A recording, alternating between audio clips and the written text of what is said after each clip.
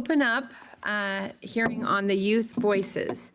This is, for those of you who are not aware of youth voices and how this has come to be, this was something that I actually witnessed in Senate Gelser-Bluen's committee when she has, in her behavioral health human services, she has kids coming, folks that have been impacted by the foster care system and such, coming into the committee and giving their impact, giving how the system has impacted them, giving their perspective. And I was so touched by that really happy to have youth voices come into the Senate Energy and Environment, and just am so excited to have 3 students here joining us. So Brooklyn, Margaret, and Lulu, if you wouldn't mind coming forward. This is such a great opportunity, and as I was saying to each of them before when they joined us on the Senate floor, that their voice is so incredibly important in this process. Their perspective and the things that they want to talk to us about, the things that are concerning to you are things that we need to listen to and we need to hear. And when we worked in the legislature on Senate Bill 90, which was about making straws upon request, when that happened, I carried the voices of 3 4th graders to the floor because they wrote a letter about how straws impact sea life. And I thought it was so impactful, and I wanted to carry their voice on the floor. So I'm very excited to have you here, and we are very nice people. So, you know, you've got this. And we are excited to hear what you would like to talk to us about today regarding energy and environment. Chair Solomon and members of the committee. My name is Margaret and I'm a 4th grader on spring break. I believe it is important to respect animals. Today I'm going to be talking about barred owls and spotted owls. I believe it is cruel and wasteful to kill 500,000 barred owls. I sincerely believe it is wrong to kill an animal for a problem of our own making. I believe we need to focus on preserving the old-growth forests. I know that old-growth forests are where spotted owls live, and I know that in recent years, barred owls have been moving slowly toward Oregon, California, and Washington. I know that barred owls are invading spotted owls' territory, taking their nesting spots and stealing their food. Because of this, a plan has been made to kill 500,000 barred owls. But I believe this is wrong. I have made a petition to gather signatures, and I have collected 73 signatures. In my petition, I ask for a solution that helps preserve the 2,000 spotted owls remaining in a peaceful way. My suggestion is to preserve the old-growth forests. Thank you for your time and consideration. Thank you. Hello, Chair. Hello, Chair Solomon and members of the committee. My name is Brooklyn Amo, and I'm a 4th grader on spring break. And today I'm talking about barred owls versus spotted owls. I will be talking about why people want to kill barred owls. People want to kill barred owls because they want future generations to hear and see the spotted owls in the northern forest. And they want to kill 1/2 of the barred owl population. My opinion is that we should not kill the barred owls because I think we can find a better way to save them, the spotted owls. I wrote to the U.S. Fish and Wildlife Service to petition the barred owl management strategy, and I got 54 names on my petition. Thank you for listening. Great job. Chair Solomon and members of the committee. Hello, my name is Luciana, or Lulu. I would like to start by saying that I'm pretty nervous, so please forgive me if I repeat anything or forget something important. So, I'm in 4th grade, and every year our teachers make us learn about the United Nations Sustainable Development Goals. I studied affordable and clean energy, specifically solar energy farms versus agricultural land. This topic is about how solar panels need to be somewhere where there is a lot of sun, and it's close to civilization. People have discovered that those areas are usually farmland. It has a lot of sun and is sometimes close to people. Some farmers have given all of their land to become a solar farm, others want no solar panels at all. And some farmers have their farm full of beautiful crops, but they have a tiny solar farm somewhere so they can get energy. My personal opinion is that we need agricultural land and the food that grows on agricultural land, because through my research I have learned that if we don't have enough farmland, food security would be at risk. Many people wouldn't have enough to feed themselves, their families, and the people they care about. But we also need solar panels. I don't want to see Oregon covered in solar panels from top to bottom. I would like just enough so we can satisfy our needs. I would also like to reduce our dependence on fossil fuels. I know that my generation and future generations didn't cause climate change or global warming, and I know we didn't discover fossil fuels, but now we have to deal with it. Earth is our home, and we have to take care of it. I would like to end by thanking you for your time today in fighting for bills and laws that protect our home. My goodness, that was amazing testimony from each of you.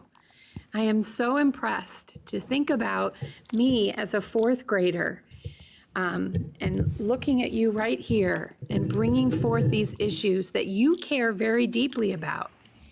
And you lend your voice to that. Do you realize how important that is? What you just did, how important that is? Mm-hmm. It's because when you tell your story and you talk about something that you're passionate about, somebody else is out there listening. And somebody else is going to say, you know what, I care about that too. And I'm going to figure out how I can help. And so on and so on. And before you know it, you have a solution.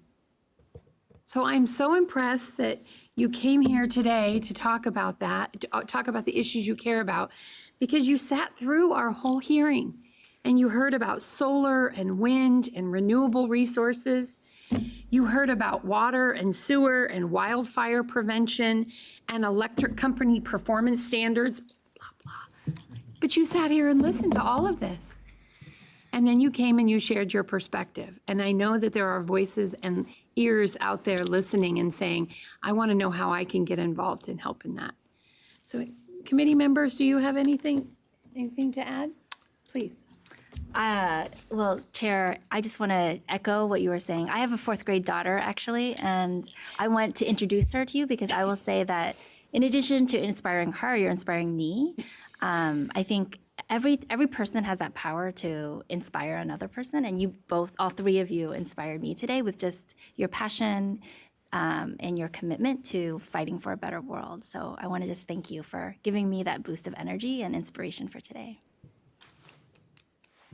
I think I would just add that, you probably know we have some real big challenges ahead of us in the world and a lot of problems to solve. And a lot of people, it's hard for people sometimes not to give up and say, there's nothing we can do about it. And I think the only chance we have, and the only chance maybe for you, because you're going to be around a lot longer than most of us are, is for people to do what you did today, which is come express yourself in what you think, keep talking to more people, and never giving up, working for a better world, and maybe encouraging your friends who are starting to go, well, I don't know if I'm going to do much more because nothing happens, to tell them that they're the ones that can make something happen. And it's really wonderful to have you here today. Yes. Please. I really appreciate you coming here and giving us your perspectives from spotted owls and barn owls to, to solar on farmland is a hot debated topic in this building. But we couldn't have planned better for you to come talk about small. But I want to know, do you have any, forgive me, Madam Chair, but do you have any questions for us? Do we? It's okay if you don't. Yeah, it's okay if you don't. I have a question. Yeah. Well, I want to know, when I was a fourth grader, I never imagined even the job of an elected official. Would any of you all be interested in the future in perhaps running for office and representing your community? Definitely. And being able to Look at come her up with perk right up. policy solutions? Because Margaret's on it. this is something that all of you are already showing so much potential. And I hope that in a few years, we'll see you running for your student body president and then school board, city council. Kid governor Kid next governor? year. Fifth graders, there are kid governors. That's a thing? That's a thing. Huh, interesting. It is a thing. And what is wonderful about it, that's run through the Secretary of State's office. And what's wonderful about it is that the kid governors then have a cabinet. So that means that they have other fifth graders that are joining and bringing the issues that they care about. And they get to talk about their platform, which is kind of what you described today. Like, what are you fighting for? And they get to talk about that. And so it's pretty exciting. The kid governor currently, her mom works in my office, and I get to hear about all the good things that they're doing. So think about that in fifth grade. Yeah. Will you come back sometime? Yeah. Probably. Yeah. I mean, there's definitely next year because, as you might know, like 2 weeks ago, or was it 1 week ago, we had a field trip here. Yeah. And 2 separate days, all of fourth grade came Yeah. and learned a lot about the state capitol. Yeah. So much that you were like, you know what I want to do on spring break? I want to go back to the Capitol. So we are really, really happy to have you. Thank you so much for being here. We are all super impressed, and keep doing what you're doing, because that's what makes the world a better place. We can't all fight for the same thing. We can't all love the same thing and everything else. But if everybody can fight for a little bit of something, boy, what a better world this can be, right? So thank you so much for being here and giving your time on spring break. And I hope you're going to score some ice cream for this. I gotcha. So thank you so much. Well, did you want to say something else? Nope, no. Okay. Maybe one of them would like Well, to get actually, one maybe. out. Yeah. Okay, first off, what do you guys do all day? Because I might actually consider having it. What was the We question? can talk after. What do you guys do all day? 'Cause I We do actually- this, A little bit of this. and then we meet with folks like yourselves Yeah. or others that talk to us about many issues Problems and challenges. and the challenges that you talk to us about.